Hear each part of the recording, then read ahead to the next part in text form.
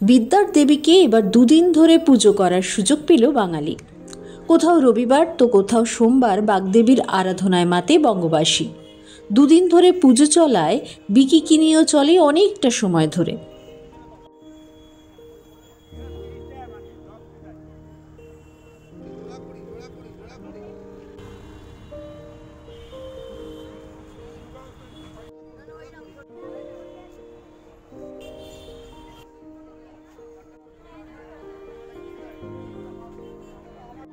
দুর্গাপুজোর মতো এবার সরস্বতী পুজোতেও থিমের ছোঁয়া চোখে পড়ে।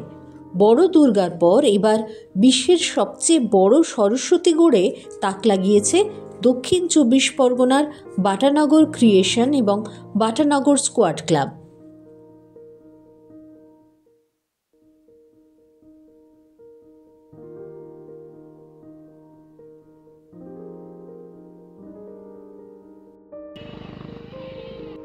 বাটানগরের নিউল্যান্ড পার্কে যৌথভাবে এই মেগা সরস্বতী পুজোর আয়োজন করে ক্লাব দুটি।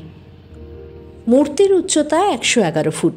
এর আগে ৫১ ফুট উঁচু সরস্বতী মূর্তি তৈরি হয়েছিল জলপাইগুড়ির ধূপগুড়িতে।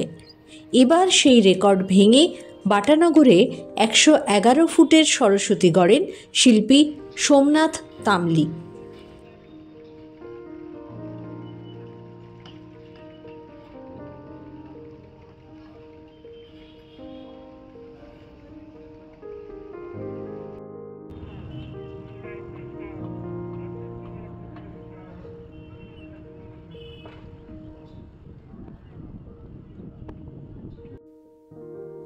মা এখানে মৃন্ময়ী নন। মাটির বদলে বাঁশ, স্টিল, পাট আর থার্মোকল দিয়ে তৈরি করা হয় বিশ্বের সবচেয়ে বড় সরস্বতী মূর্তি।